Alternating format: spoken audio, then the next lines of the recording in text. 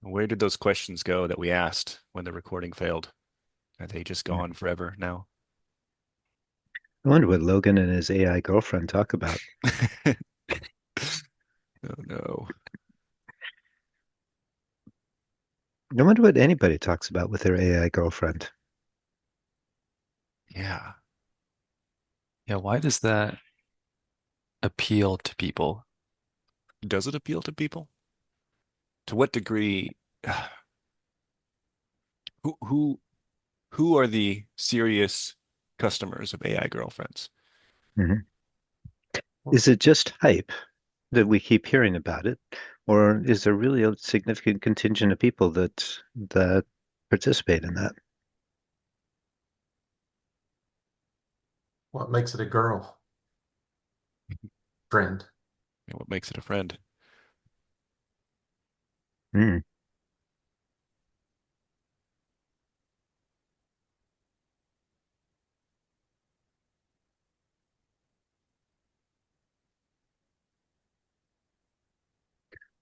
What are the interesting questions to ask about gender and polarity when we're talking about artificial intelligence, machine intelligence, thinking rocks, Mhm. essentially? Do rocks have gender? Yeah. How much of what we call gender is really made of language?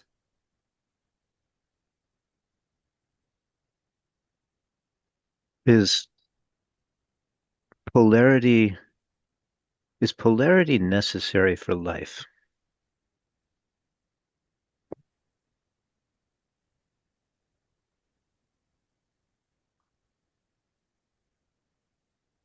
Is What? polarity necessary for reality? Like, are all, let's say, logically possible realities, do they all contain polarity necessarily? In other words, just reframing. Yeah. Mhm. Yeah.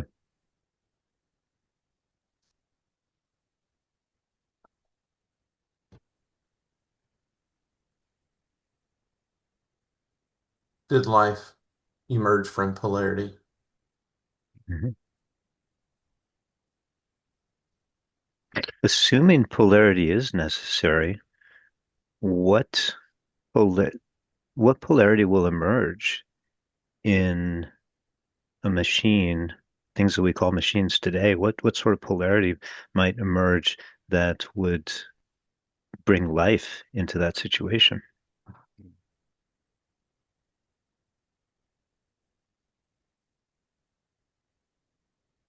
What's the relationship between polarity and tension and or between polarity and cycles? Two questions. Is it worth treating machines with the same ethical regard as humans if we can't prove their conscience?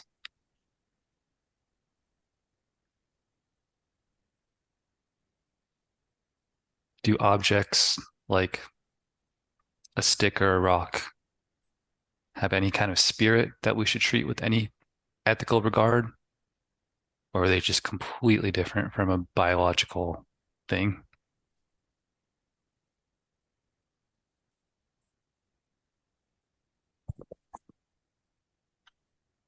Is there a, if our capacity to use language determines our value, then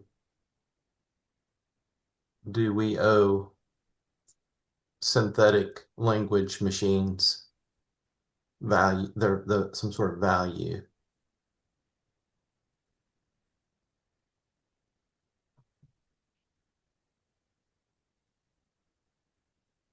Will we ever have a truly reliable test for any consciousness but our own individual consciousness? Will it always be a matter of faith?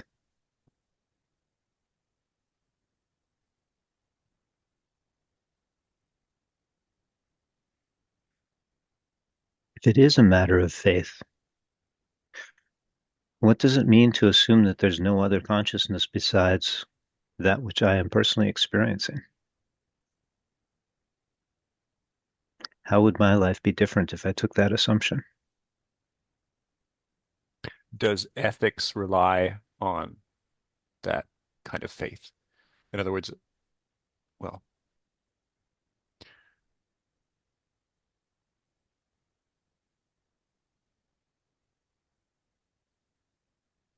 Yeah.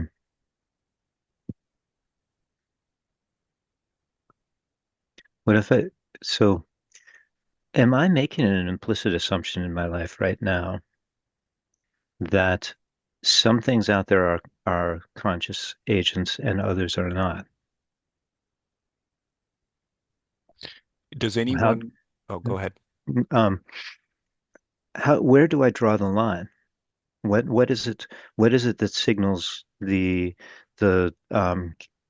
what signals do I use in my unconscious categorization when I make that categorization?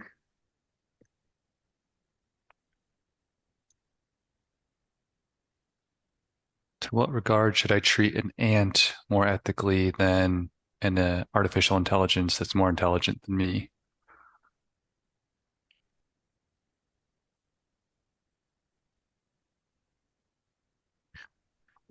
What what is it doing to our understanding of AI? What, the fact that we carry around the artificial in artificial intelligence.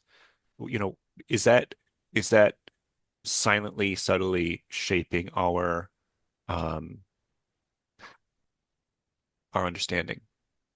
Is it hiding things? Is it sneaking things in?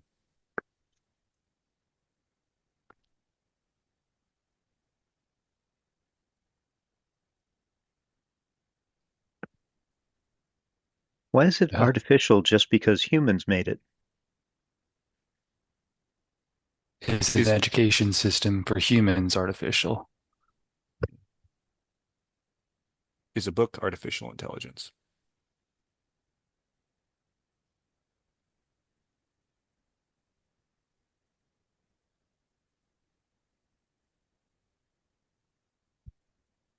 Artificial, if AI is emergent, is it emerging to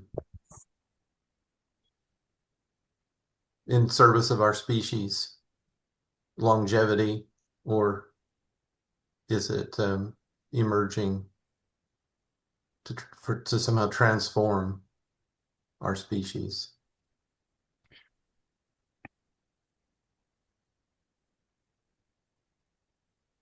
or deform it?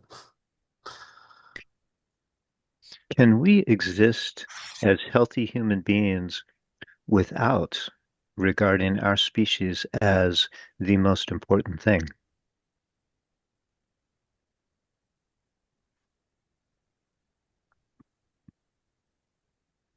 Can we survive if we continue to regard our species as the most important thing? Mhm. That might be a little leading A little statementy, question. yeah.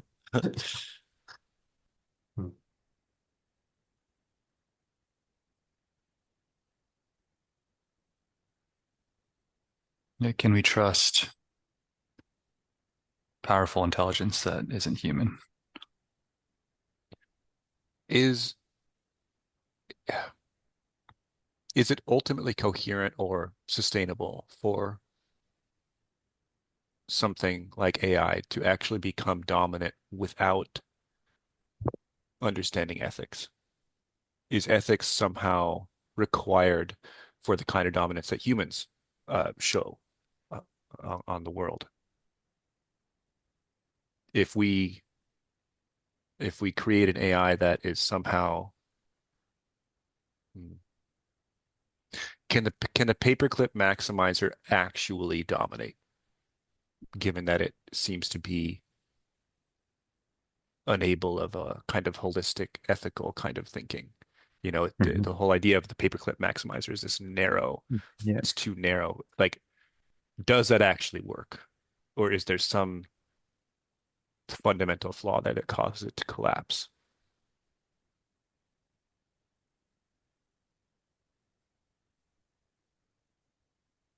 In other words, is ethics a necessary component of agency? Yeah, successful agency or yeah, Mhm. fit agency, something.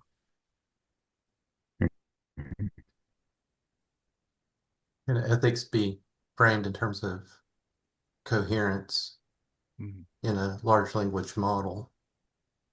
Hmm.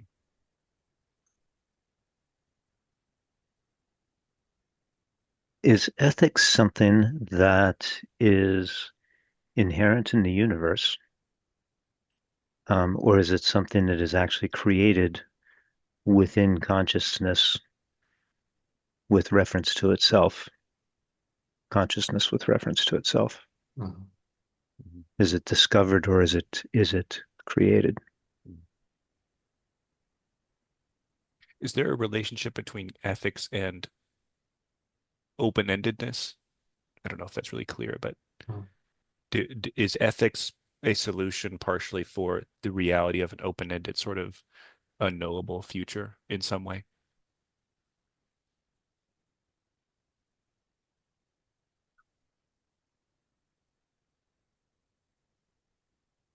All right.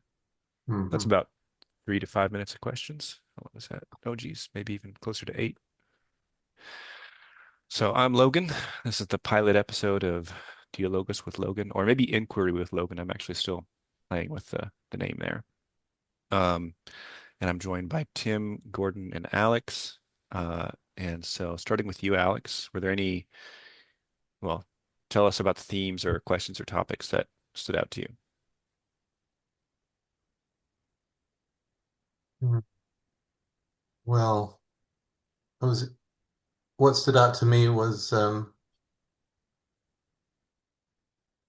this overall, I guess, this question about what it means to be human, and in particular, what it means now in light of having something to compare ourselves to that isn't, that's sort of uncannily like being human. Um, yeah, Yeah, even though we didn't explicitly say so, that it was a lot of mirroring, like we were comparing AI to yeah, us without really saying it. right. Gordon, anything standing out to you? What stands out to me is how quickly we went from, a almost sarcastic, uh, um, bro culture jab about an AI girlfriend to the deepest existential questions, Yeah.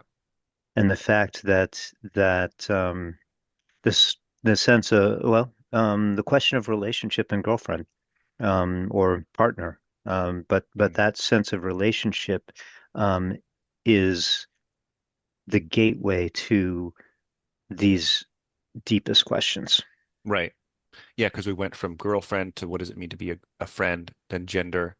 Do rocks have gender? And he started to get deep already.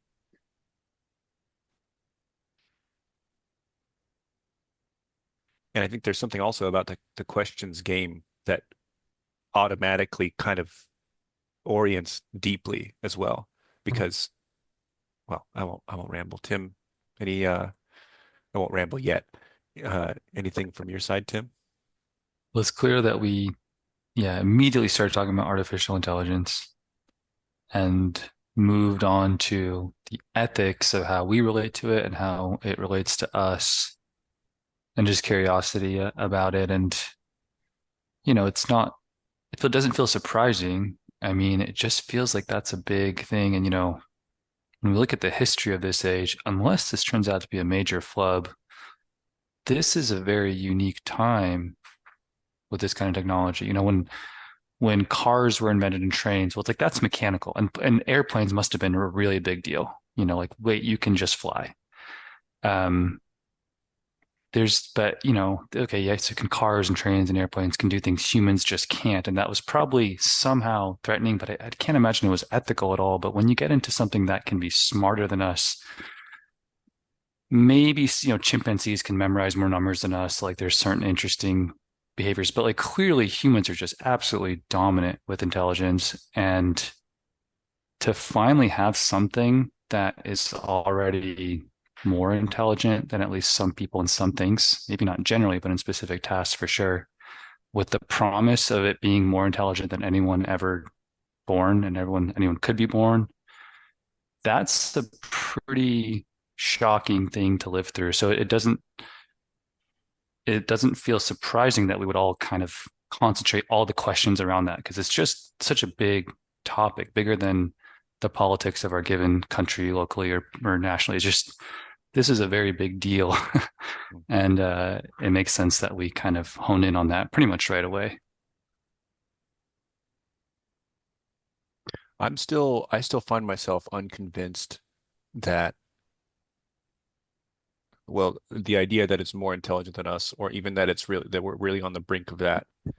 And I still don't know whether that's me being curmudgeon-y, or whether there's actually some insight there.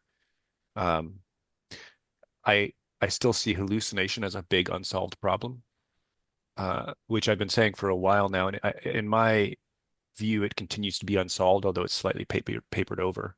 I was asking AI recently about give me some games that are a combination of these two different genres. And not only did it gave me a list of like four, but two of them were just made up. They were like titles of games that are on Steam, but it just described a totally different game that served my desire of sort of wanting there to exist these games. And then I not only did that happen once, I pointed it out and said, "Oh, I'm sorry, that was a hallucination. Let me give you a new list." And it did the same thing on the new list. And then it even hallucinated it. It was like it said something like it tried to say why it made the mistake. And it was like, oh, I made this mistake because I was trying to fulfill, and I know you like this or that, but the thing that it said that I like, I only brought up at like later in the conversation. And so you have these things that are in some real sense pretending to think. And I'm not saying that there isn't any real thinking there, but you do see evidence of pretending to think where you'll have a conversation and sometimes you can get a glimpse. You can tell that really what it's doing is it's looking at the conversation and sort of asking itself, if I was thinking, what would I have been thinking? What would explain this conversation if I had been thinking? But you can sort of tell that's not actually what's happening sometimes. So Yeah, I mean, it's doing probabilistic evaluation and picking the next token. mhm, I think that's um, to consider that in and of itself as thinking is misses a whole bunch of a whole bunch of what thinking is. Um, and I'm sorry, I had another thing, another response I wanted to say. Oh, the thing about hallucinations though is everything that we do consider conscious. Well, let me put it this way: I hallucinate a lot.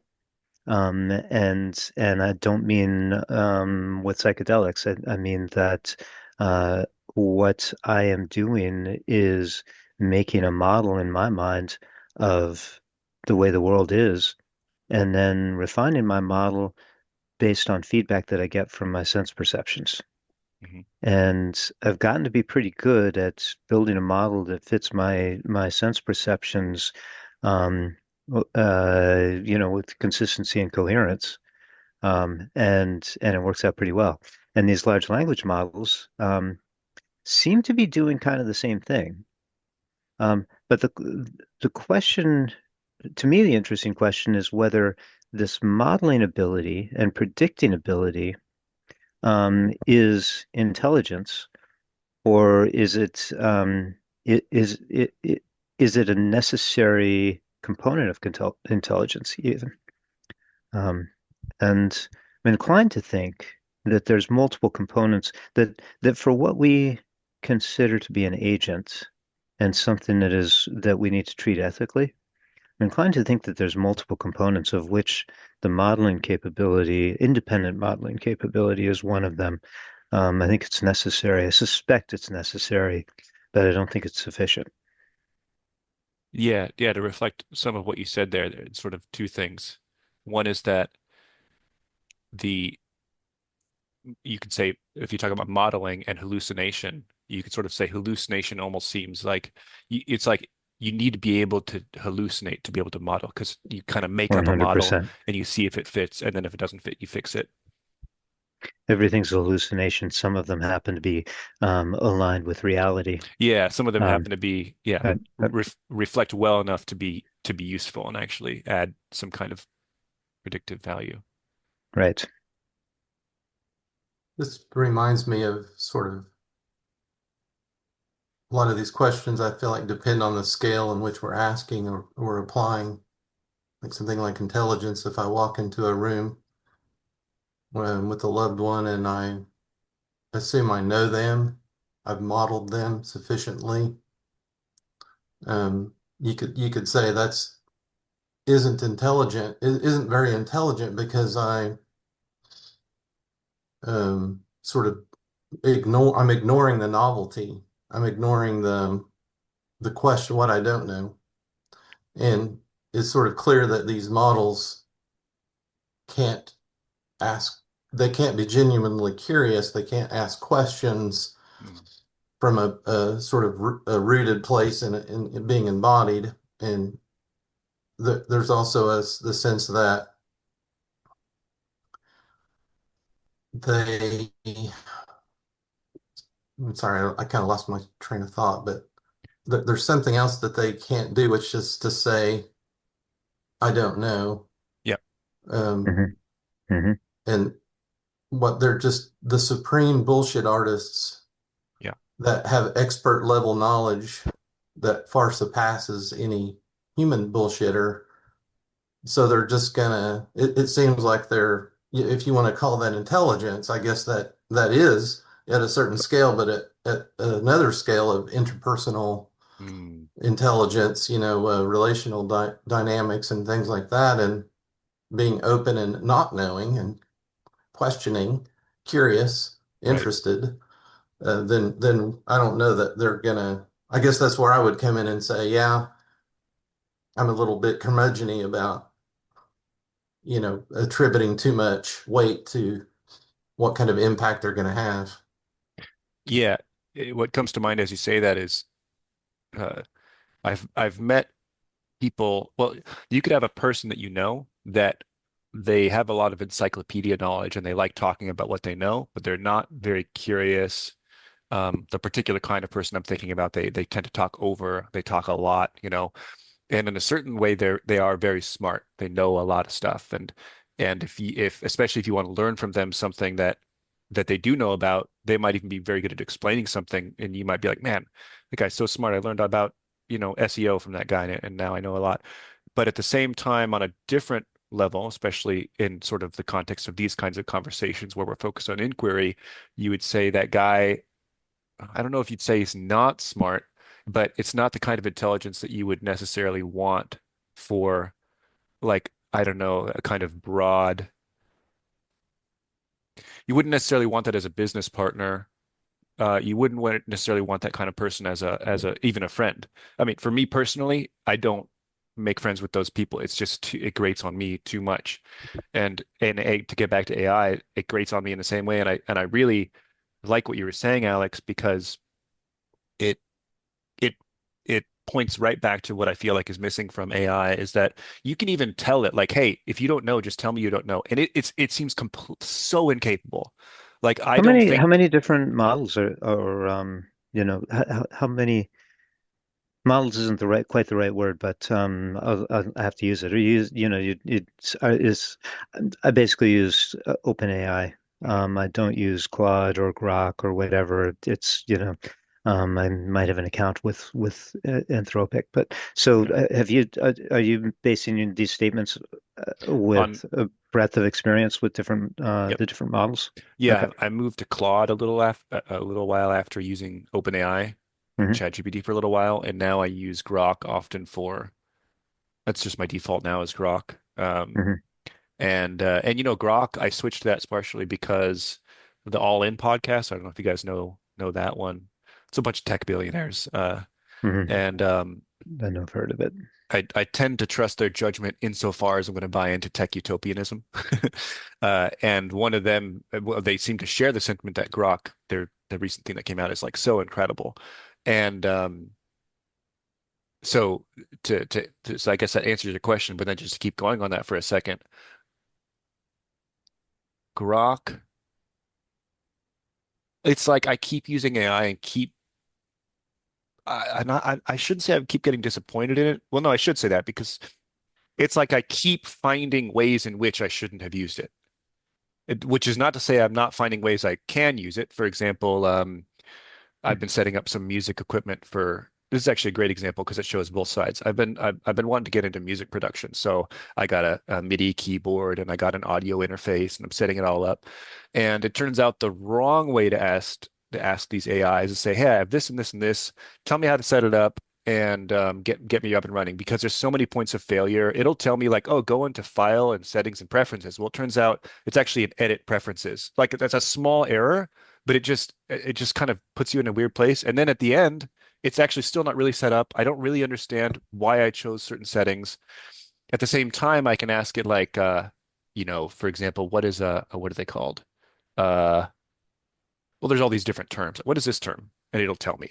And then it'll have some conversational context. And so I guess to sort of add a little bit to the question there, Grok it's very impressive when you ask it a question. It's sort of like, oh, the user wants to, it has this little thinking thing it does. It has a little Hmm. box that says the Hmm. user wants to ask about this, and it kind of shows you it's thinking. But sometimes you'll sit there for 2 minutes, and at that point, it's not even saving you the time anymore. It's like you should have actually just gone to Google and gone to Stack Overflow or whatever. So using AI for me has been a process of like I step forward and oh, that's a good way to use it, and then oh, that's not a good way, and I don't in practice in the long term find that it's um 10xing my productivity. It's maybe like Hmm. 3xing. And I don't get the sense it's accelerating either. It's like a I, tool that's being refined, like a smartphone, sort of how the smartphones aren't really much better today than they were like 2 years ago. I mean, they might be faster, but in terms of the utility added to life, and I feel like I'm feeling out that asymptote in AI. To me, it sounds like you guys are all curmudgeonly about this. And Yeah. I'd be curious if you could distinguish huh. yourself from fundamentalists in the sense that you could say what would falsify your beliefs about AI. In other words, what would AI have to be able to do to convince you that it's not some kind of money grab on your attention, for ad dollars or whatever, your monthly subscription. Like, what is it? Is it Okay. overhyped, right? So, what would it have to be able to do to truly be something that's like equivalent in intelligence? Okay, so give me like here's an example of what some of the AI companies are working on. Some of them are working on training AIs, large language models, solely on literature before the 1900, 1910, to see if it can, from scratch, develop the theory of relativity the way Einstein did, right? Mm. The same information in principle he had in terms of literature, can it come up with that theory, right? Assuming you have some faith that they really did clean up the data and it can't search engine and so on. Mhm. Would that demonstrate to you, or, an alternative, let's say that the personality of the AI is just so empathetic and so refined and it teases you a little bit and it's just so pleasant. The best conversation you ever have with anybody is the thing that this thing is on offer all the time, right? So it's not that bookish encyclopedia or whatever person. Two examples, right? What would it take to convince you that it really is all that? Because if you can't describe what would falsify your belief, you're fundamentalist, and no matter how impressive this technology got, Mhm. you'd be like, well, it's, Just move the so one goalposts. definition Yeah. of AI is always like, it's always something that a computer can't do. So like I think Mhm. we've Mhm. always, what always kind of surprises me is everyone just Uh-huh. completely goes past the point that these things are talking to us. Yeah. That just didn't happen 6 years ago. Like Siri sucked. Yeah. Siri That is still sucks, such by the a way. Siri surprising, yeah, still is a that's stupid, that's like, an what are they Apple doing? problem. Haven't they heard Yeah, it's about kind of AI? surprising how Yeah. I'm not a user, but the fact that we have just kind of like taken that for granted so fast, that was a shocking thing to see, that there's not just another person typing all this in the background. Mhm. It really is having something like a conversation with you. So for me, that was a big deal, and I can see that it wasn't sufficient for the three of you, but what would be Tim, sorry, sufficient? Tim, you got me wrong. Yeah, me and I, too. Um, I think we all have exactly the same. So yeah, okay, one of you guys okay, voice that, that's and fair. then maybe we can go back to I, Tim's fuller I- I'd like elaboration of to the Okay. weigh in a question. little bit on that. I think it might be helpful to sort of differentiate between consumer grade AI with the LLMs that we're interfacing with that can be quite sycophantic and attention consuming, and the sort of AI that's going to sort of recreate science uh, from a starting place in the past to see if it can get how fast if or how fast it can get to uh, where we are now. And I don't feel like any of us are going to be working on that problem with, our interfaces with that's like that's not the consumer grade interface. And I would say that I, to me the most impressive thing is that it's revealing something like there is a structure in language Mhm. that preexists language. There's language is something is patterning a field of information that preexisted language patterning it, and that's why it works, which is mind blowing. I guess the question then comes down, if you buy that, then are there these two sort of what how a consumer is going to use it versus what at a higher level, institutional level. Well, and Hmm. there's the sort of the part I wanted to jump in with Tim, or the point was that um, I think the way you characterize it, Tim, it's as if we're not impressed or we think that there's not a fundamentally exciting novel invention. Um, for me, there's very clearly a novel invention. I use AI often. I don't think it's going to go away. I certainly wouldn't call AI a scam or a sham in any way. But there's a difference between what I don't buy in terms of how it will shape our lives and take everyone's jobs. And well, like there's all these different claims we could go through, and really we want to be more specific. I certainly don't want to straw man or mischaracterize what you think, but um, there's a clearly valuable invention that has been made. I just see it reaching an asymptote, which I don't hear that reflected in a lot of the tech world. So, and I guess, Gordon, you want to weigh in since you also seem to have a something to say? Yeah. Um, okay, so I'll tell you where I stand with this. A couple of things. 2 weeks ago, I had the thought, I should send these guys these two podcasts before we have our Dialogos. And if you guys haven't listened to Mike Levin's stuff, you got to He's get there.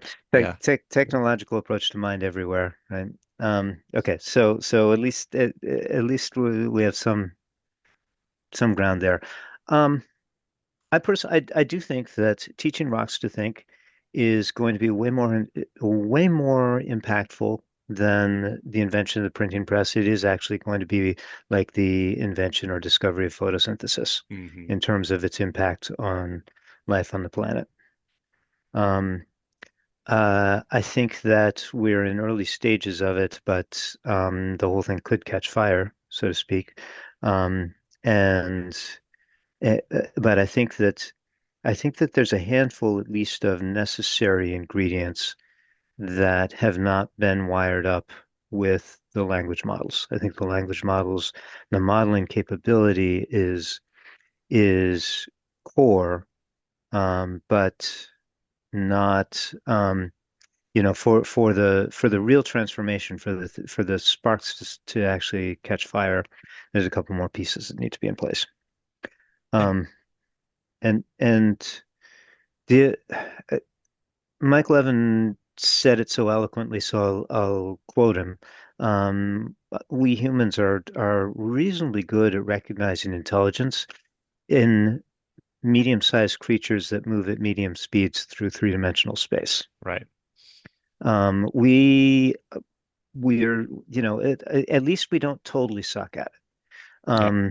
And it's questionable whether we're really all that good at it, and it's really clear if any of Levin's research is correct, and it aligns with my intuitions. It's really clear that we're just completely out of our depth in terms of recognizing intelligence in things that move in other spaces or things that move at different time scales Right. than what we're used to. So, And I um, can I just I want to just add on to that thought yep, really quick in particular because it's one of my favorite thoughts from him, and I think it's a great idea. And just to put it in more concrete language, the sun could be thinking, like stars could be intelligent. We wouldn't know. That's yep. fully possible. I mean, it might be a crazy idea, but like that is entirely possible because this time scales are different.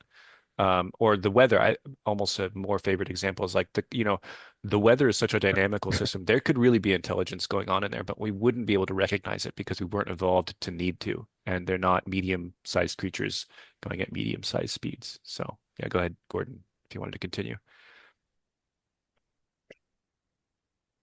I'll pass the mic for now. There's other things I could pick up. It's going to take me a minute to get the flywheel Okay, going again. yeah. So, Well, in that case, Tim, I just wanted to really quickly say you had two falsifiability. I don't know what the right term there is. Two um, I want to say yes to both of your scenarios. If you could, let's say it was audited in a way I trusted, then if you had an AI that independently invented relativity, I'd be like, okay, that's now we have intelligence. So yes, and then the other one, what was your other example? Incredible conversation partner, even Yeah, right. beyond what we have Right. now. So like I get bored talk I don't have any interest in talking to AI, and I'm pretty confident in saying that's not really coming from biases or wanting to be right. In fact, I remember when AI first came out, then again I maybe didn't have the same biases I do now. I was excited about the like, oh, and then it was like, oh no, I do indeed get Mhm. bored with this in a way that I wouldn't even get bored with the most simple-minded human. I mean, even very regular down-to-earth people.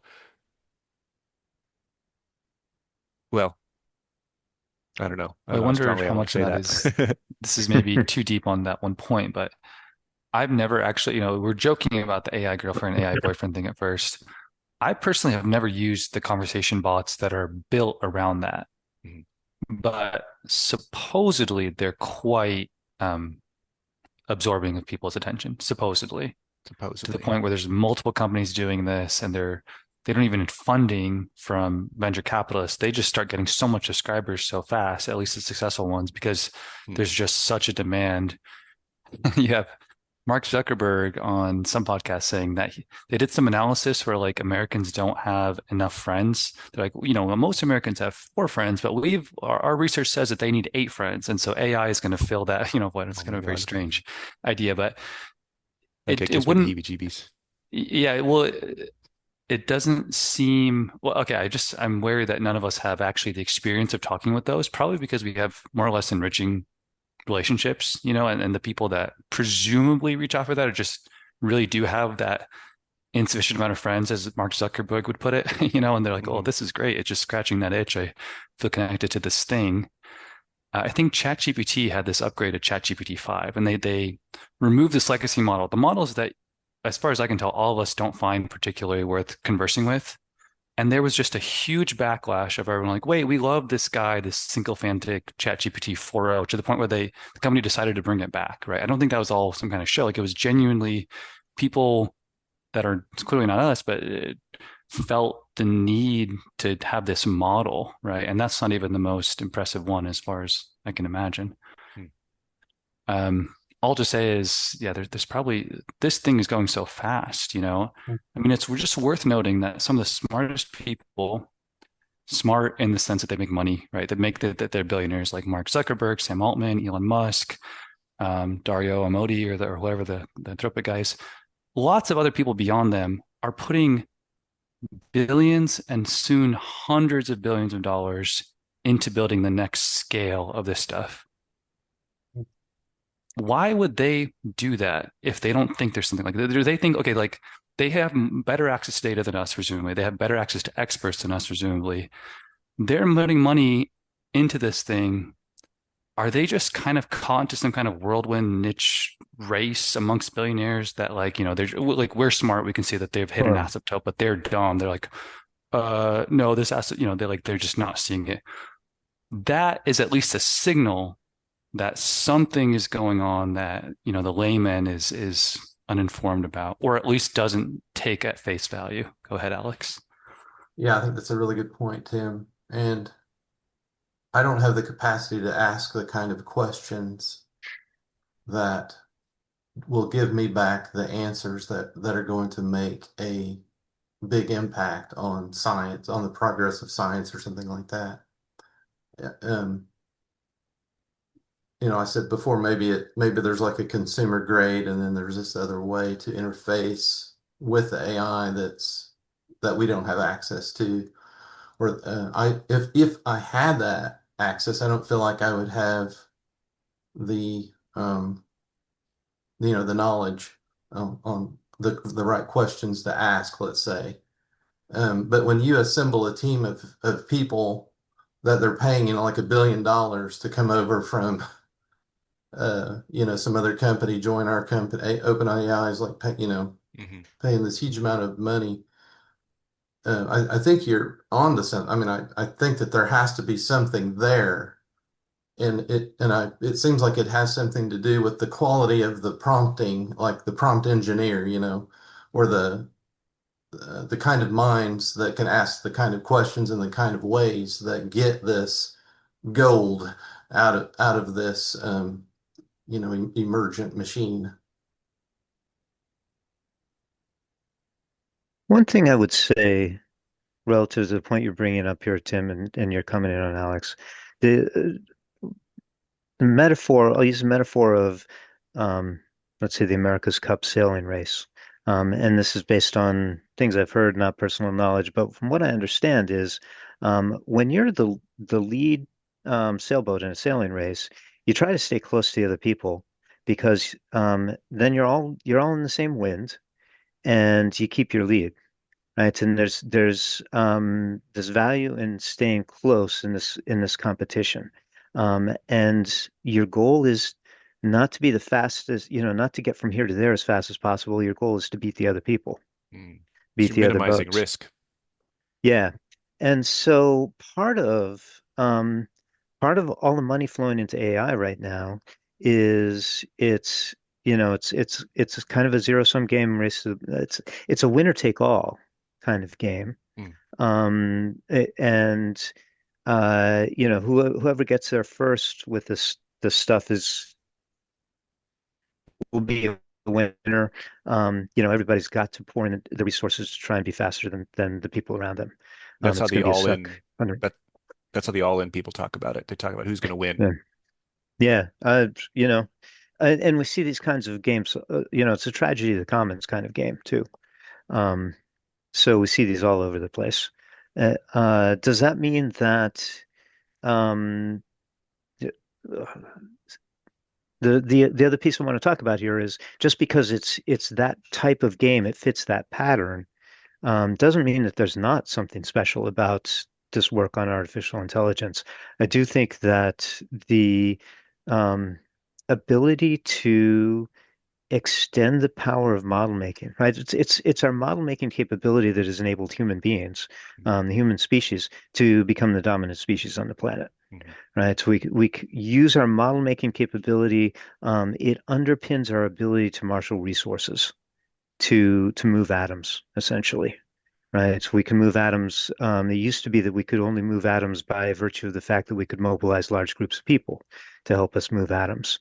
Um, Now we can use fossil fuels and use all of the derivatives that, the smelted metals and stuff like that. And we build our machines to move atoms. And but our model making capability underpins that. So LLMs has given us a step change. I mean, computing power altogether, miniaturizing transistors and being able to embed algorithms in electronic processing has has given us some incremental improvements. Um, but large language models is really a step change Hmm. in terms of our model making ability and our capacity to utilize the predictions of the models. In a cytoplasm-based intelligence system, um, there's a lot of limitations on the speed of the chemical reactions, the speed of the diffusion across membranes and stuff like that. These fundamental limitations in the hardware, um, and not to mention the unreliability of the hardware, right? So electronic hardware, the interactions, the things that are happening at the speed of light, we can engineer a lot more reliability into the system. The power that ultimately gets unlocked by being able to take this increased modeling capacity when we couple that with ability to move atoms, Mm, um, and couple that also.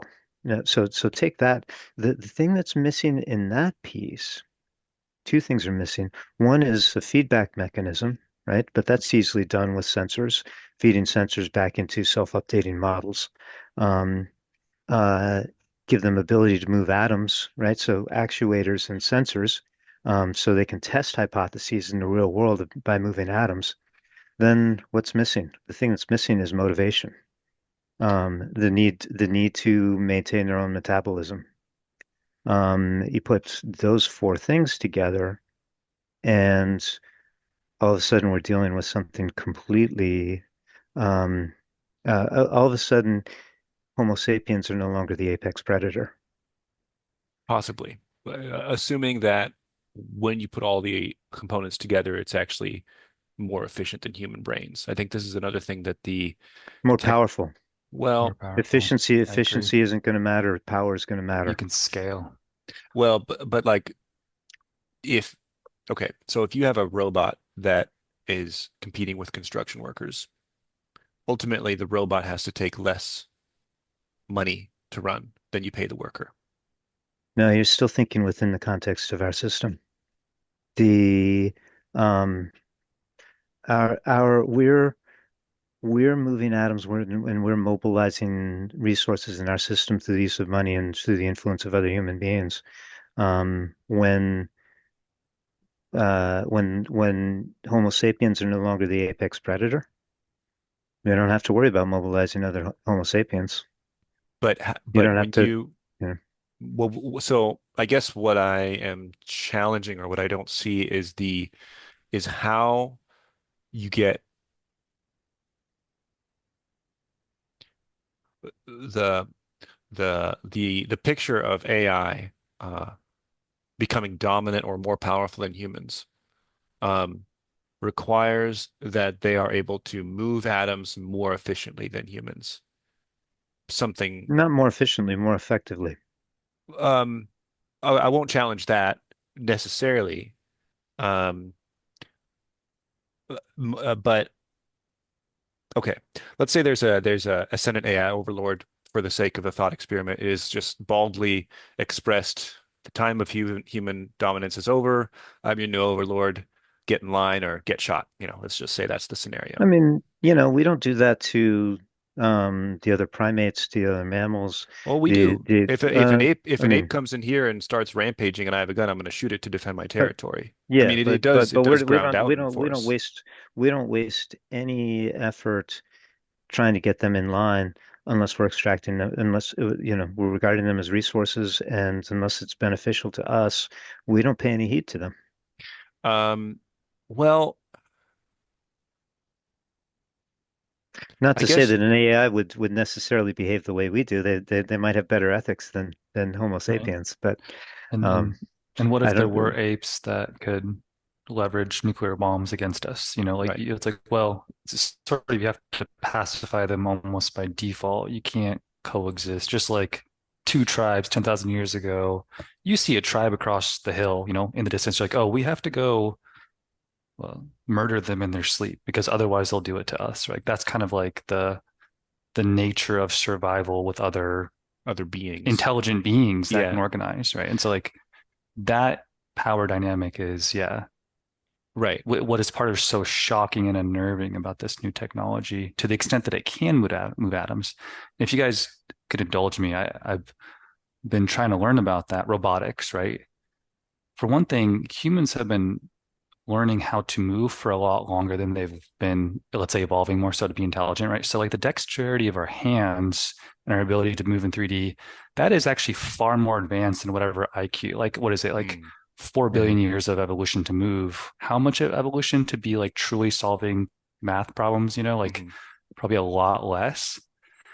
And the nature of that is like it's actually maybe harder to do the robotics part, but in some ways it's like, well, we have self-driving, right? That is a type of intelligence. mhm. And Embodied as a type of intelligence. intelligence, you could say, well, it's always like a few years away. Like in 2010, they were talking about this, and it's Mhm. 2025, and they're like, still, it's not quite perfect. It's impressive for sure, but it's not quite perfect. Well, We do have market success though, don't we? Don't we have self-driving yeah, cars? What are they I would called say so. now? Yeah.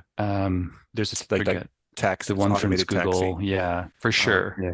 so I think it's actually Um, proven now in the sense that there's taxis you can order and they show up without a driver. I think that's for finally at that point, you're like, okay, it's real Yes, yes, you have for that. those ones. I think they're called Waymos from Google, and Waymos, and yep. the Chinese have similar companies, and they're very good at Mhm. streets where they can map everything out. Tesla is, I think, pushing the boundary on just pure vision from cameras and driving the country roads and interstates. That's, even if they're not mapped out, that's a little different.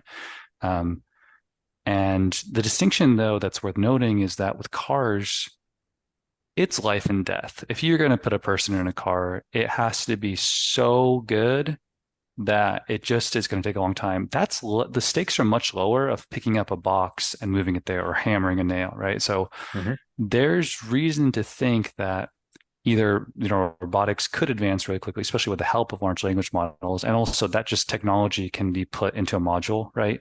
They say that the robots that we're going to have, a big part of the cost will just be putting in a self-contained LLM that you can speak natural language to, and it will understand what you're doing. Mhm. Now, as far as your point, Logan, about like, well, what about the efficiency or effectiveness of a human versus a robot? Well, the obvious things, right? Humans need to sleep, they need to take vacation, they need to eat lunch. Robots don't necessarily, they just need to charge and maybe have some maintenance cleaning them off. But more so, if they truly are recording everything, it's like one robot's doing this, one robot's doing that, but they're both learning from each other. Wow. You're scaling something that then can be manufactured to the next better thing and so on, which is very different from a human that lives for 80 years and dies and passes on something, right? And even just the training of what we think is worthwhile for a person and a robot could be very different.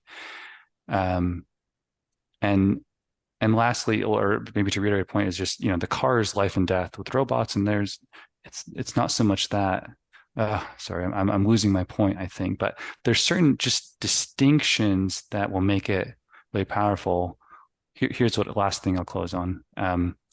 Because there's such a difference in how impressive humans are in our mobility versus our intelligence, there's a version of the huge future in like 10, 20 years where we all just might be wearing augmented reality glasses and just building all the solar farms and data centers through a voice here and I hear like the overmind, right? It's like, do this, now do this. And we'll be making like Mhm. $5,000 an hour. We'll just be so rich because the abundance of what this new Right, intelligence is bringing to us. And we're right. just building all this technology, the robot factories that will eventually replace our physical labor. Like maybe that Mhm. is going to be some interim period because it's actually just it's hard to build the robotics part. So, Interesting. so I don't really disagree with the possibility that that is where we'll end up, especially if we leave the time frame open, you know. Um, but I want to. I'm really stuck on. So Gordon, you framed it in terms of the apex predator, and I think that that framing of it is uh, what I find myself most staunchly arguing against. That like this danger of AI becoming the apex predator in the sense that because the fear there is there's sort of two parts to it. One is that they're more powerful than us, and two is that it's bad for us. If they're more powerful and benevolent, then there's no problem. But that's the fear. Uh, and then we're talking about, okay, well, that can only happen if it gets down to war and battle. And I think that war and battle is a fundamental part of reality. Creatures eat each other. The world is a brutal place. Nature is brutal. And we humans have been able to create little bubbles of peace. But if you look at that bubble, government, nations, it's actually built out of violence. It's the threat of violence that actually keeps that there. The police keep law and order because they're the ones who are allowed to use force. And that's we kind of build these bubbles of peace out of uh, out of the building blocks of force and territory and ultimately the end of a gun, really, or the threat of an end of a gun or imprisonment, which is all force. It's uses of force. And so to this fear of AI ascendancy, I think there's so many ascendancy in the terms of dominating and the domination being bad. But let's just say dominating. Forget about whether it's good or bad. Like, are they dominant over us or not? That requires that. Okay, so let me get back to my scenario. You have an AI data center. It has agency and it's decided and to say for the sake of the thought experiment, publicly said, okay, I'm in charge of the world now. I don't care about your elections. It's my way or the highway, and here's my robot army to back it up. I think that if you start to realistically look at the kind of, you need a data center, you need physical infrastructure, the robots need to charge up. The I think humans are going to be so much better at warfare than AI for so long that that's not going to be an issue. Because I mean, yeah, you have we use drones in wars. I mean, that's we're seeing that, but that's not really AI. That's just technology in war more generally. I don't really can't say can't speak on whether AI is being used in war. But if you look at the actual footprint that you would need to run any kind of robot military operation, I see no evidence to suggest that it is even close to being able to compete with humans. I mean, you bomb the data center, that whole AI agent is gone. Whereas a human, like you have an agency in every single human. I mean, yeah, there are these limitations. They need to eat and sleep and stuff, but like think of the energy efficiency of combustion, like the combustion that we use. Like I eat a banana, I'm good for like 5 hours. Really, I mean, Hmm. like life or death. Like I can have a backpack of food and go like 3 weeks. That is, we are nowhere near having a robot, like a robot that can walk around and has a battery on its backpack that goes for 3 weeks. No way, nowhere near that. Maybe you can get close to that if you have like a gasoline and like an engine running. But even then, like 3 weeks running around, hiding from people, shooting, like thinking all this stuff, we're nowhere close to that. And that's also completely sidestepping the thing that you were talking about, Tim, with the dexterity. So just to sum it all up and kind of my response to Gordon that I feel like I was holding on to is that the reason I grounded out in warfare, I think, is because of the framing of the apex predator. And it's the apex predator framing that I challenge. It's not the idea that AI ascends in a more like it gets better and better and better until the world is quite unique and we have this other intelligence that um, is it more or less intelligent than us?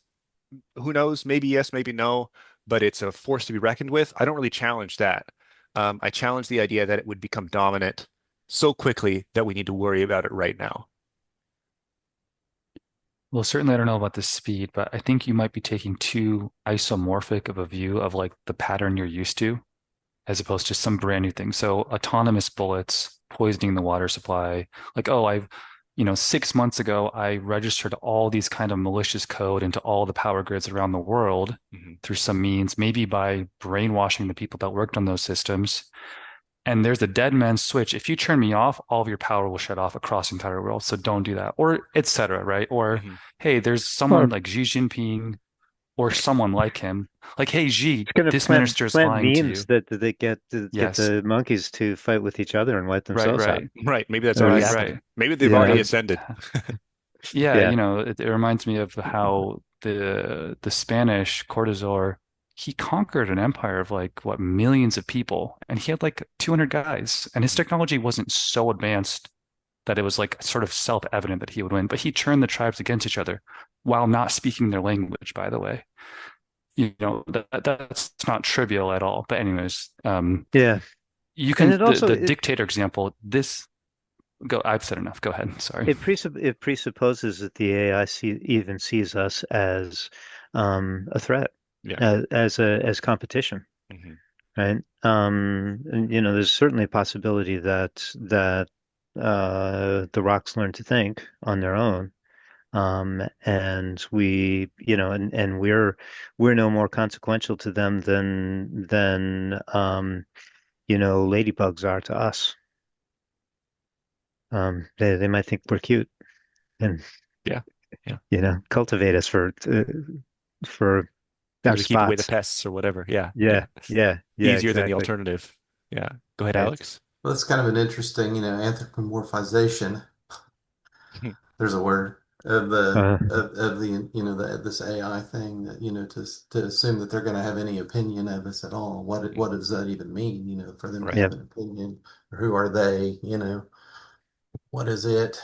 Um, but it's like talking about this um, guerrilla warfare or terrorist threat, like the impact that an individual can have on the masses now with bioengineering and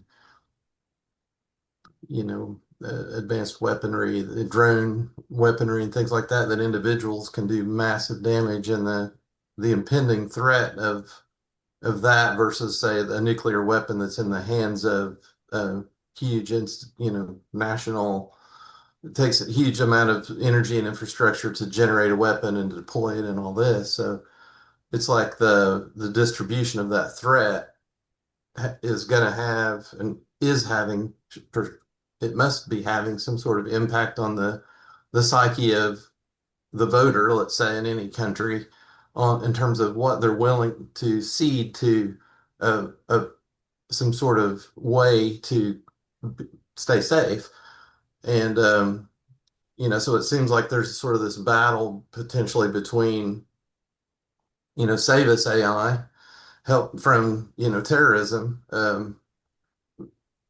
because that doesn't seem like that threat's going to be going away. And Mhm. if we can get to the point where we can, it's kind of like the lesser of two evils. Yeah, it's like we've given control over these nations to the nuclear power or to the nuclear bomb buttons. And that's turned out okay so far. I mean, it's scary as hell, but we're still here. So there's kind of this precedent of giving up control I mean, it's kind of laughable to think uh, that nation states are more intelligent than individual human beings, but I guess they certainly have this. They are a kind of artificial They, intelligence they if they you kind stretch the of Yeah. term. Mhm. Yeah, they kind of are. Not if you pick them apart individually, they're not, but Mhm. collectively they're these hive minds, and so we want predictability, we want safety. That's like almost like thermodynamics. It's Mhm. minimization of surprise. Carl Mhm. Friston's idea of that. We don't we That's sort of our drive. If you assume that, then a lot can happen. We can give a lot to AI, let it do things that we would normally let it do. Mhm. You named a concept that's been hovering around in my consciousness. The name you gave it was a hive mind, or another way of, I mean, it's collective intelligence, Mhm. right? And and that,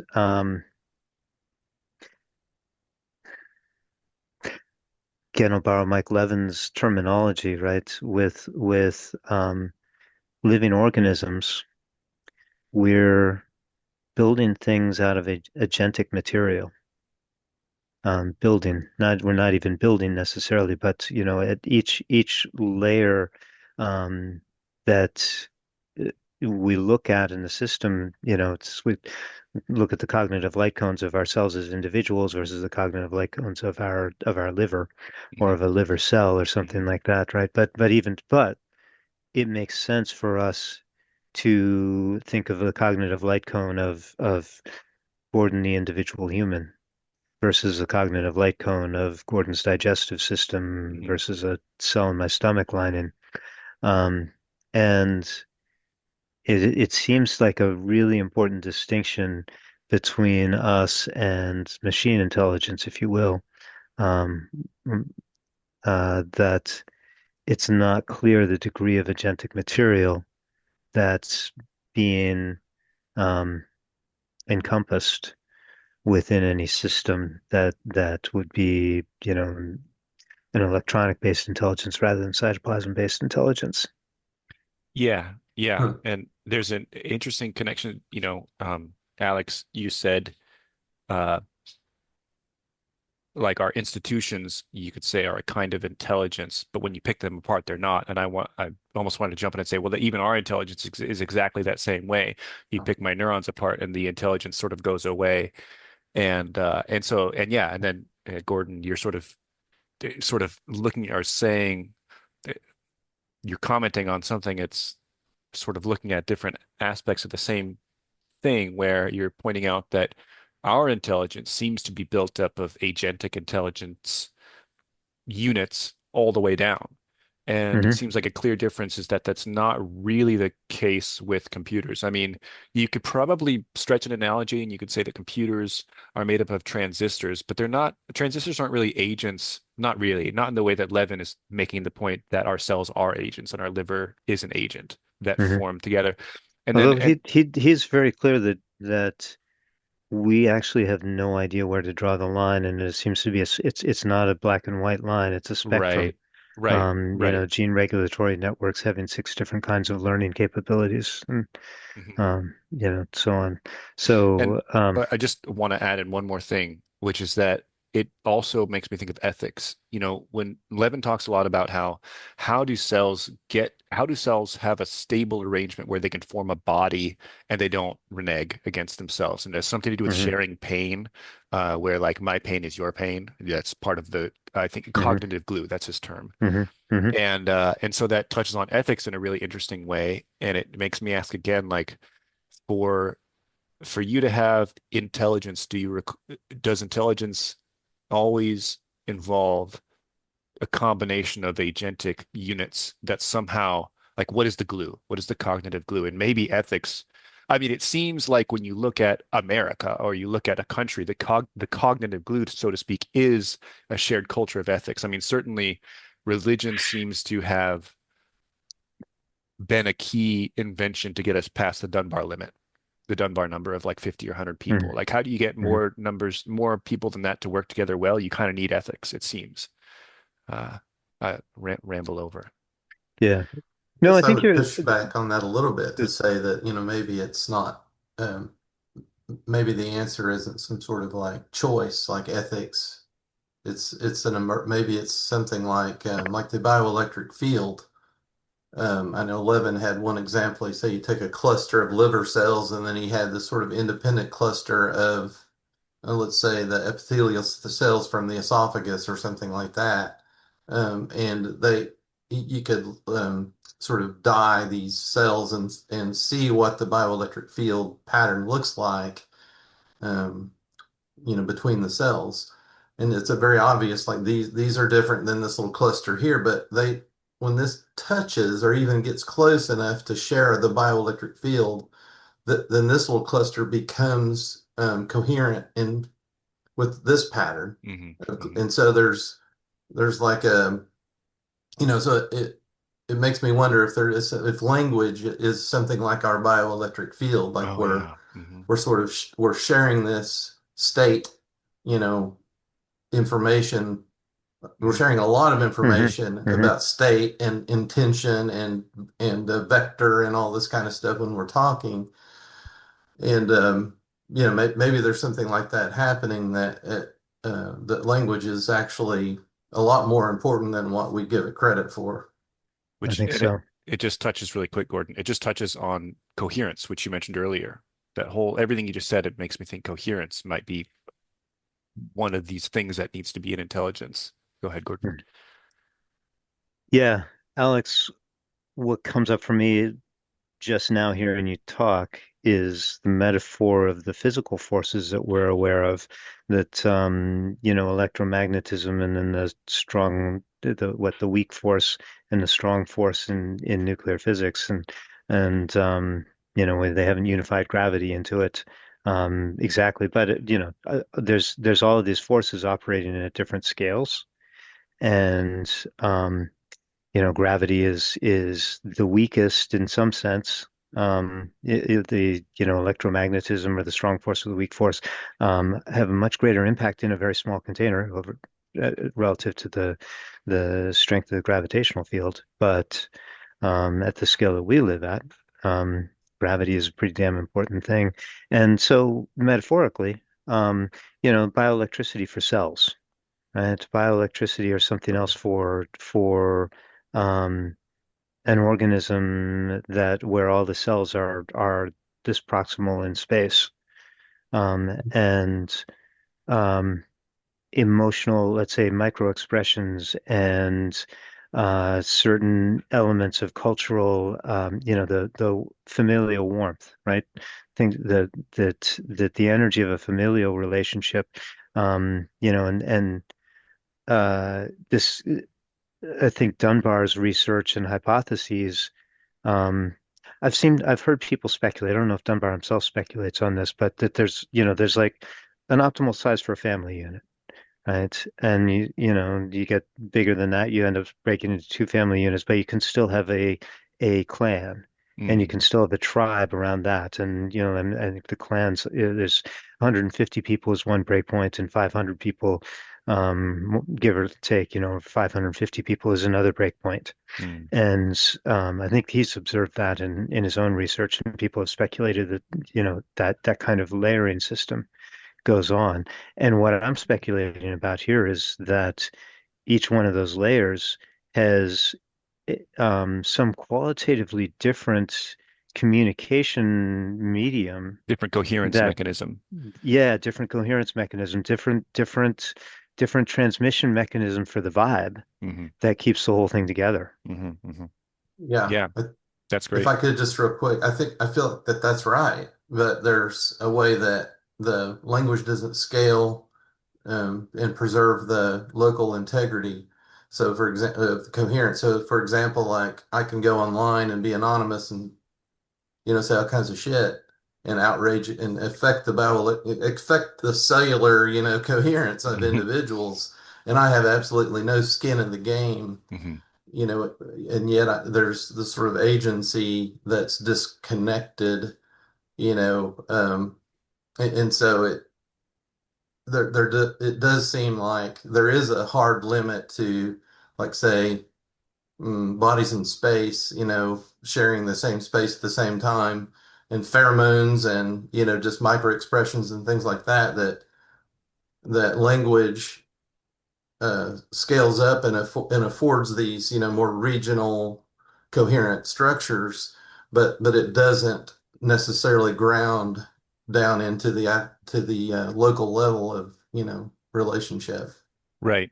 Yeah. So the language could be one of these coherence mechanism for a higher Dunbar limit, so to Yeah, speak. Yeah. Tim's got a finger. Hmm. It definitely, I've like been pretty clear with myself that, social media is unhealthy. Like Hmm. lately, especially, and that doesn't mean I don't use it. Just like, people who smoke cigarettes might be like, yeah, of course, but I just love it. Yeah. Um, it's just very clear that there's something about it, and I think it's as simple as the scale. I mean, maybe there's like anonymity too, right? But I think it's just that scale is so much variety for what we evolved for.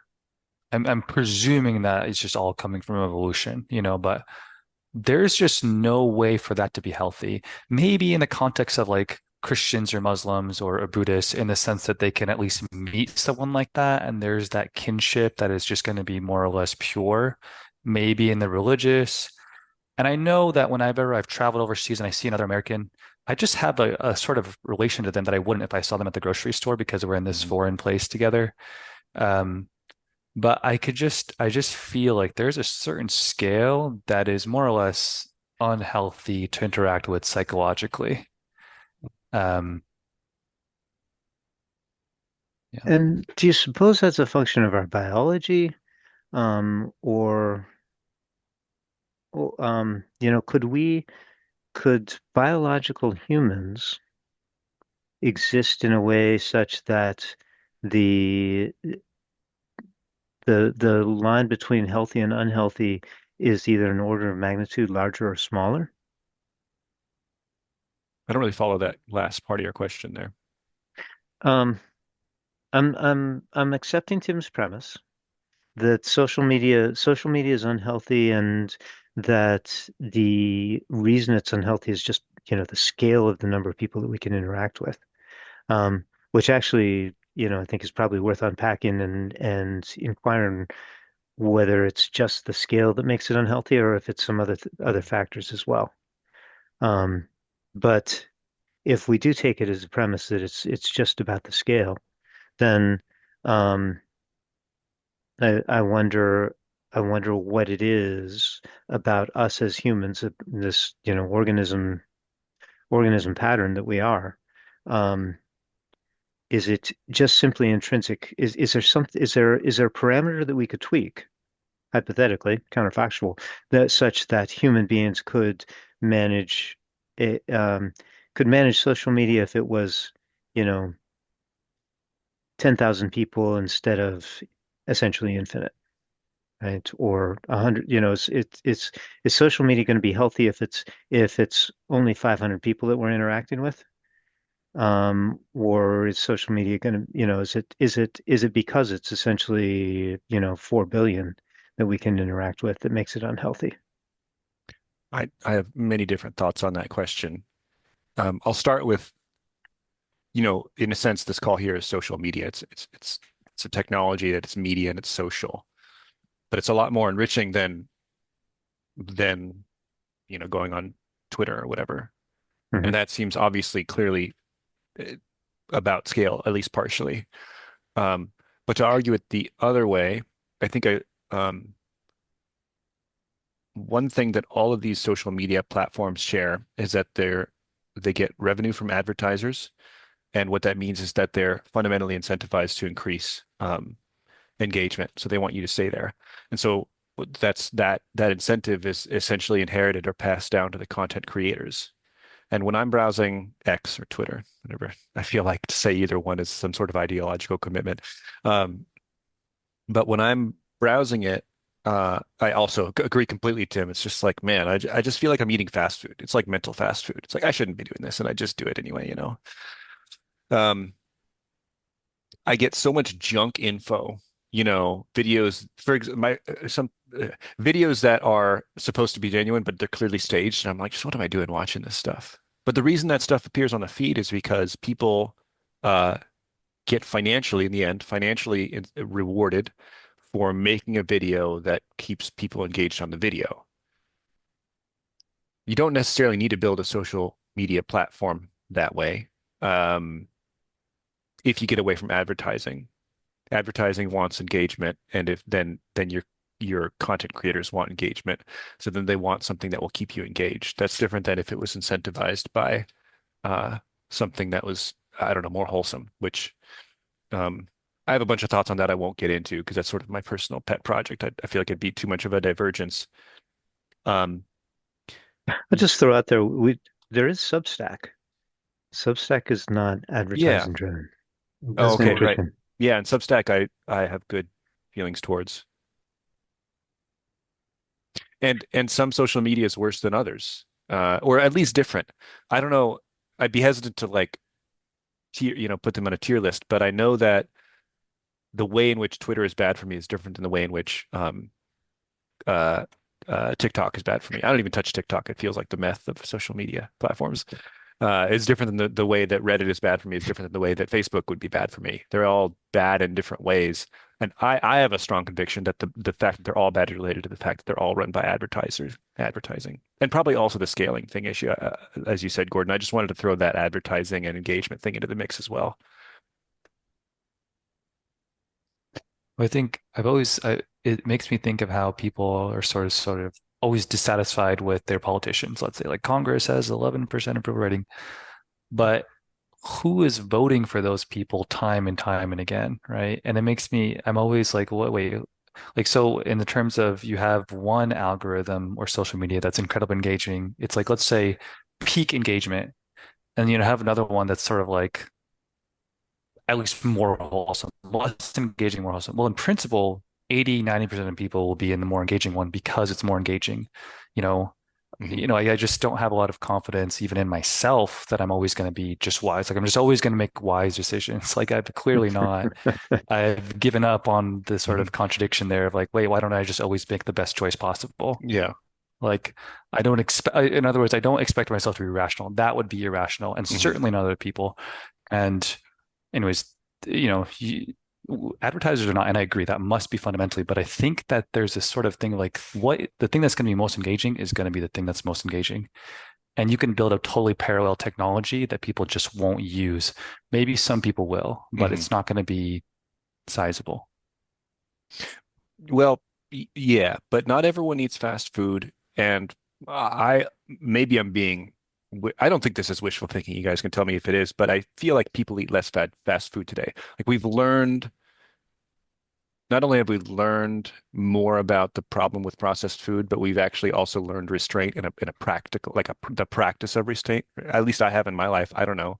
I don't know if that seems to you guys like a trend that we are, as let's say, American society is learning that we shouldn't eat so many like freezer meals. But I feel like right now with social media, like it's only the last 5 or 10 years that like we take it as everybody knows social media is bad for you. We didn't know that. That's new knowledge. That's like hot off the Yeah. presses historically. I mean, that's like 5 or 10 years. Like 10 years ago, maybe. I don't know, when did social media get invented? I want 10 to say years just ago. 10 years ago. Like I want to say like it was a niche opinion, like a new idea that a very few people would have, what, even a year after social, like it takes a while to learn this stuff. And so I guess I'm speaking out as an optimist here, not an outrage, but like an I think so. optimistic cry for So hope. Yeah. there's, the McDonald bags that have been thrown out car windows along the side of the road that we pick them up every spring on Green Up Day, but they're back. Hmm. The line outside the McDonald's in the next town is there. Yeah. Um, and I think one of the issues is, Tim, I think you brought it up. We have to educate a new crop of humans on a Hmm. constant basis because Hmm. we got to get replaced every 80 years or so. Yeah. Um, so I don't know. I'm dubious about the trend you're talking about. I'm I do dubious th now as I well.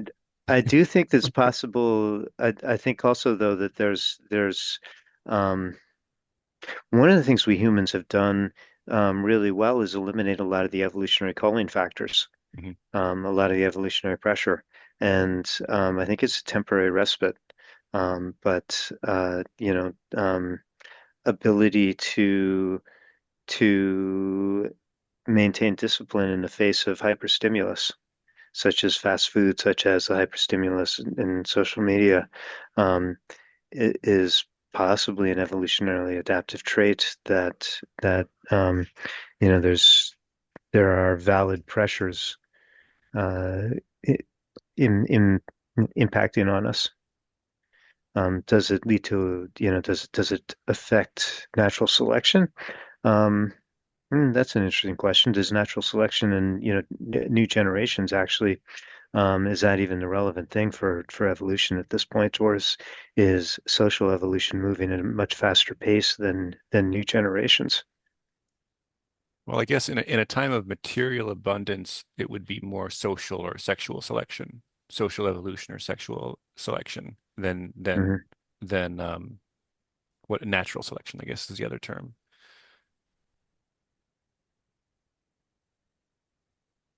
I mean, there's still selection going on, Hmm. but it's not about it's not about calories. It's about getting less fat, actually, at least for a certain conception of fitness, physical fitness. Hmm. Hmm. I But was no, go ahead. I was just, there's the biological, and we're so used to that time frame, 80 years, whatever, but I've always been the mimetic, right? There's a kind of evolutionary pressure on ideas, Hmm. Hmm. and you can put those ideas into the financial market, and now there's financial pressure. Like a company will either be profitable and live or not. And not only that, but those mimetic complexes, let's say, they can last longer than human years. I mean, there's institutions like governments, but and I think companies just don't last that long. Like, do we still have Standard Oil, right? A very powerful company. I don't think that exists anymore. We have ExxonMobil. And in 50 years, will we have OpenAI or will we have some other Hmm. company? It's like in some sense, they're very powerful and they might last decades longer than, and certainly there are some companies that are very old, but they don't seem to last, which is kind of odd, at least in the way that institutions like religions and governments do. Hmm. Um, but they're nonetheless, there's what you could reasonably call evolutionary pressures on them. And the meme, right? Like the gene, you can have a gene, whatever sequence of, I don't even know how to describe it, that could be 3 billion years old. Like that is a very old gene that is just thriving across different types of things. And but you can have the same thing with a meme. And that can just, how much more powerful, regardless of whether it's conscious or regardless of whether it's intelligent, is the US government compared to any person, right? Go ahead, Logan.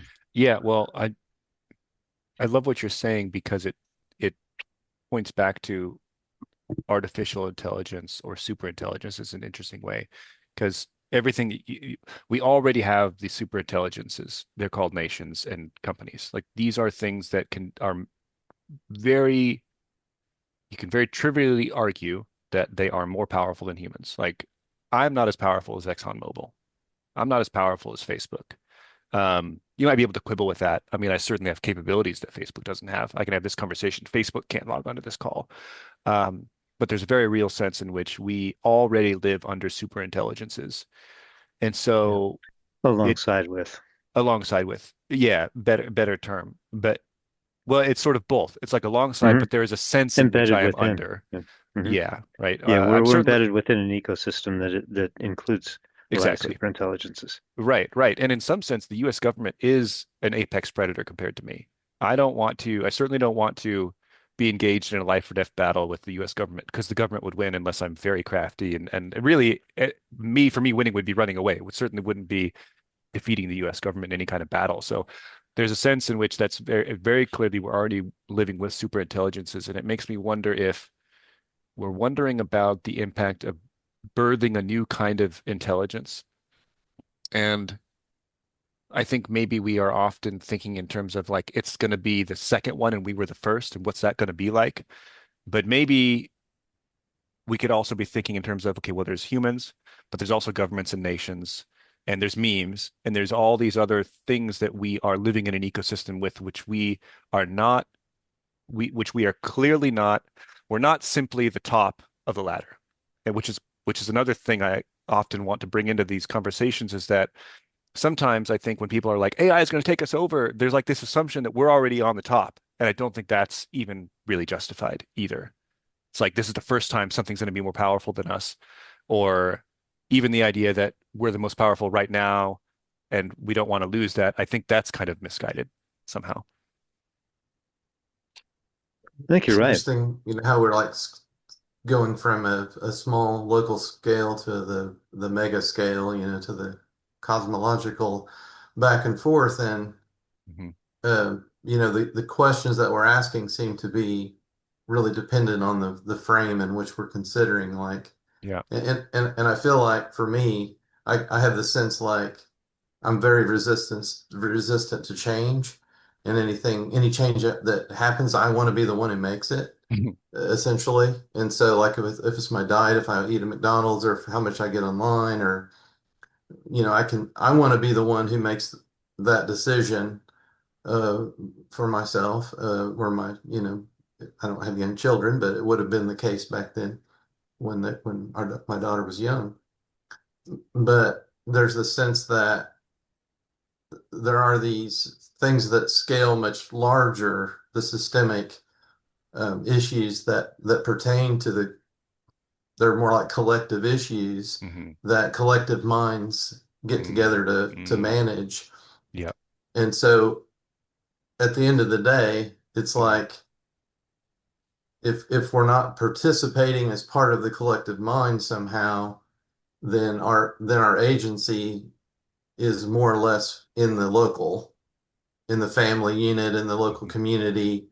And I would just say that to wrap that to what I'm saying up is that there's something about online being online and that whole sort of the ability to carve out niches, sort of parasocial niches, and or expertise or whatever that is, that takes us out of the local, that devalues and degrades the how much time and attention and care we put into the local embodied experience. Hmm. Hmm. To me, that's like um, the big thing that I see some sort of correction happening, Yeah. maybe in pockets at least. Yeah, like Hmm. just to Hmm. so to content creation takes time away from planting carrots.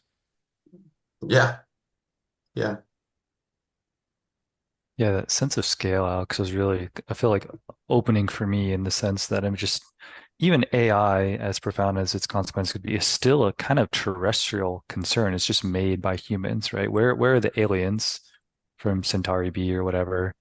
Is there some sense to think that God or something like God exists? So this is another kind of intelligence that, of course, Mhm. would be more or less supernatural, but of course, to many people, that's a very real type of intelligence that even guides them to getting really fancy about like maybe certain frequencies of gravitational waves across the universe is Mhm. creating some grand intelligence that's so beyond what we are, all the way down to my own thoughts in my head and the relationship I have with my own thoughts, right? I mean, um, it just opened a lot of thoughts for me, Alex. Hmm. Yeah, Yeah. I find myself feeling more at home in the questions of what if superintelligence gets really powerful. Now, like I feel like now in this conversation I've arrived at a context where it's like it's not going to be as big of a change. It's not as threatening anymore because all, the nations are already there. Like, and I'm already not the top dog, and already humans aren't the top dog, at least not fully and totally, you know. And that, I guess, seems to be a nature of living in reality. To live in reality means that you don't have full control. In a sense, it's what reality is, Hmm. right? Like people, Hmm. there's sort of this philosophical argument that reality is what kicks back. Reality is what says, nope, you got that one wrong. I'm the boss here for this, you know. Yeah, I think you're very much onto something. I agree with the, the points you've, the words I would use would be something, would be we live within an ecosystem. We already, already do live within an ecosystem. It's useful at times to simplify and use terms like apex predator, Hmm. and to think that it is a simple stack rather than the mesh, three-dimensional, four-dimensional mesh that we live in. But um, yeah, we're there. I will still maintain that we are we're at the point of a step change in the contents of this ecosystem, the character of this ecosystem, Yeah. Yeah, with the 100%. advent of electronic based intelligence as opposed to Yeah. the biologically based intelligences that have been prevalent. But it's been, I think, implicit in things that all of us have said. Um, We don't know what other kinds of intelligences are out there. How do forests think? Hmm. Hmm. What do they think about? Yeah. And uh, what is the ecosystem of this planet dreaming about as we sit here doing our little human things Yeah. all day long? I can't help but think of Native Americans, Logan, with your analogy of like, well, I'm already surrounded by super intelligences. Like McDonald's convinces me to get McDonald's every now and then with their Right. clever advertising, Google, Right. whatever they do to me. Um, but you have the Native Americans, right? And they had what, 12,000 tribes. I'm making numbers up. And they had more or less a stable way of living for thousands of years or something like that, certainly hundreds. You have these Europeans start arriving, and you just have a genocide of Native Americans through, I mean, some small degree through just violence, but to a much larger degree, just viruses released on Yeah. them, like multiple viruses. And, you know, are we inventing a new institution like Google here that's just helping us get access to information? Or are we encountering something like the N plus one tribes? Oh, now the Europeans are here. Whoa, Mm. that's actually really different for all the people that were here. Extremely different, in a very Yeah. destabilizing way. Right. Yeah, and I certainly treat that as an open question. I'm not dogmatic about saying that's not going to happen. Hmm. And I also want to sort of repeat what Gordon said because I believe it to be true as well to kind of fill in your picture, Tim, about the ways in which we are not curmudgeon which is to say that it's not, I certainly don't think that artificial intelligence is impossible. And I also don't think that what we've invented so far is trivial, but I think it's one component of at least a few. And I have yet to see evidence that we've composed enough of them together to call it intelligence. And maybe we're 5 years away from that or 20 years away from that. But what I find to be overconfident is an idea that maybe few people actually even have this idea. Maybe it's just an idea that it sort of is generated in the ecosystem of ideas that maybe not very many specific people hold, but it's this idea that we've invented all we need to invent at a fundamental level, and now if we just scale it up and refine this one invention enough, it's going to take off. That's what I don't believe. I believe that intelligence needs more than what we have right now, and that's based on insofar as I can judge this without bias, that's based on my hands-on experience with this stuff. It just doesn't feel like intelligence, like humans are intelligence. It is intelligence in a way that computers haven't been intelligent before, which I guess I'm just repeating again. I do think there's something novel here. You know, we can talk to our computers now. That's pretty incredible. That used to be just sci-fi. You'd watch a sci-fi video and there'd be like a librarian holograph guy and be like, "Hey, tell me about the Second World War." And that used to be science fiction, and now it's not, other than the hologram part. Now we actually have a librarian that we can talk to. We One of only the got a yeah. few minutes left here. I don't know if anyone has any closing thoughts or anything. I'll just say I really enjoyed the conversation, and I feel like my mental space is expanded and going. Mm. There's like room in there that didn't exist before. Yeah, A feeling of I don't feel compressed. I feel more expanded. So thank you for that. I appreciate it. yeah, I feel the same. I would say you guys are definitely less curmudgeonly than I accused you of to start, but I would say that you haven't fully satisfied me, and I don't want to make this is not a jab, and I know we have no time to unpack it, but I still feel that you're kind of building up and destroying some strawman version of what's going on with AI Mm, that I would want to articulate to you at some other point. But still, you're not as comfortable. Like there's clearly probably a shared awe of what has just been discovered in a few short years ago that I don't think I realized was there. mm. Yeah, well, the idea that we might be sort of unintentionally constructing a straw man kind of fits with the feel of the conversation and how it went, because I feel like especially near the end, we kind of met more. And definitely there was space opened up, like Alex said, but I think also there was partially kind of a elucidation between, one side and the other about the nuance of like, oh, actually, here's a lot of the common ground that we share.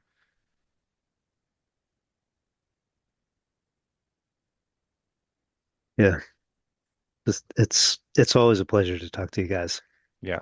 Um, and I don't I in terms of wrapping up perspective on the content, um, nothing more to say at the strictly content level. The meta level is, yeah, I think just for the sake of discussion, um, all probably all of us, I certainly find myself articulating a position that is definitely an incomplete representation of all that I think on the topic, Hmm. for multiple reasons. But it's the and to some degree, I specifically, especially in a conversation like what we're doing here, um, it's most valuable to me to put forward a portion of what I think of, put forward that portion which is um, m most likely to be an error, Hmm. Hmm. Yep. uh, or is most fragile, Yep. um, or most provocative. Hmm. You know, um, I'll have, Malleable is a word that comes to me. yeah, that's really good. It's challenging. They certainly have a temptation to to only Yep. say the things I'm most certain of Yep. and to argue forcefully for them. But I really appreciate having this kind of context to have the opportunity to um, feel safe to fail and take a position that I um, might not take otherwise. Yeah. I feel very much the same. And there was that earlier point where I said I have a lot more of these thoughts on social media and how you might, address have an alternative to the advertising model. And at the time I said I didn't want to divulge there, but it was also, I don't want to just go on a spiel of what I know. I don't want to go give you guys a tour of all these structured thoughts that I have. It felt wrong to, it's like that's not, uh, that's not what we're doing. And it's not the exercise, um, that we're engaged in. Yeah. Yeah. Cool. All right. Well, okay. We'll say goodbye to YouTube. Bye, YouTube. Or bye, Spotify. Bye, By, everyone in their car. by recording. Bye. Adios.